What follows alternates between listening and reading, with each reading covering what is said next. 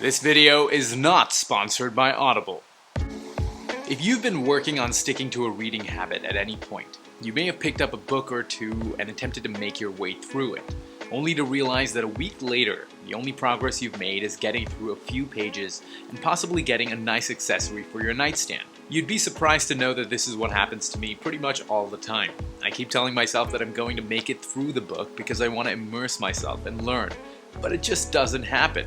Maybe it's an issue with my ability to stay focused or read complete sentences, but over time I discovered that it's a matter of consumption preference, and I much preferred listening to a book than physically reading it. Allow me to explain. Whatever your approach is to reading, your preference likely depends on a variety of factors: convenience, accessibility, or even the feel of the page on your fingers or your face. Even if you are someone who truly loves reading books, finding the time to do so can be challenging, and that's more often than not where audiobooks come in. Maybe you listen to them on your commute, or at the gym, or before you go to bed. But there's no dispute that there is a strong element of convenience that comes with an audio version of a book. Now, before I bought my first audiobook, I always viewed listening to a book as cheating because I wasn't really putting in the work to absorb that information, but I was clearly wrong. In a 2016 study for Bloomsburg University, two groups were tested with the book Unbroken by Laura Hillenbrand. One group listened to sections of the book, while another read the same sections. After that, both groups were quizzed to measure how well they absorbed the material. It was found that there was no significant differences in comprehension between reading, listening, or reading and listening simultaneously. In another study published by the Journal of Neuroscience, researchers studied the brain scans of both readers and listeners of a story, and found that the story stimulated the same cognitive and emotional areas, regardless of their medium. There's a great discussion on the difference in comprehension when reading versus listening that was done by two psychology doctors in the NPR show Two Guys on Your Head. You have greater responsibility as a reader for adding the stuff that makes the symbols on the page turn into a human experience, right? If you're looking at a symbol, there's no facial expression, there's no vocal inflection, there's not anything that, and if you're just looking at symbols on a page, you have to supply all that other stuff. When you listen to someone else speaking, it appears that because you can't go back and reread something, you actually do a better job of trying to extract the gist of what someone meant when you're hearing them than when you're reading. In my case, I found that I spend a lot of time rereading sentences just to make sure that I absorb the information.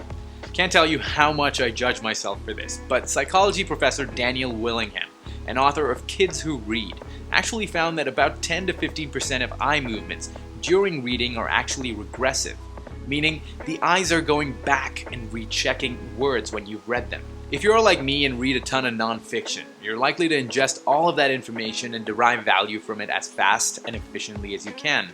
That's why with audiobooks, I'm totally enjoying listening to a book at 1.5 times the speed, which basically means that I can wrap up one book quickly and move on to the next one. Sometimes my favorite part is when the author themselves reads you the entire book. I mean, that's gotta feel kind of special, particularly if you're a fan of theirs. In my experience, their voice modulation and tonality is so much better than an actor's because they truly understand the subject matter, and that definitely comes across. In one audiobook, Crushing It by Gary Vaynerchuk, Gary kept jumping off script to give me a little bit more context and updated information, which is something that I wouldn't have experienced if I didn't have the audiobook. I would say though that one of the major drawbacks of audiobooks is the inability to underline and make notes on the page, which is something that I like to do and really recommend if you haven't tried it out. It's one of the best ways to make quick notes on things that stand out and you want to remember, but then again, audiobooks do have the option to clip certain paragraphs if you want to revisit them. By the way, if you're interested in books on personal development and growth, I've created a book club over on BeyondShalai.com. This hub has a bunch of my favorite books from each category that I think would bring you a ton of value. Plus, you can get in touch with me and let me know about books that have impacted you. I'll likely check them out and probably add them to the book club even. Now, you might say that the convenience of audiobooks makes this a no-brainer because you're able to multitask while doing some other stuff.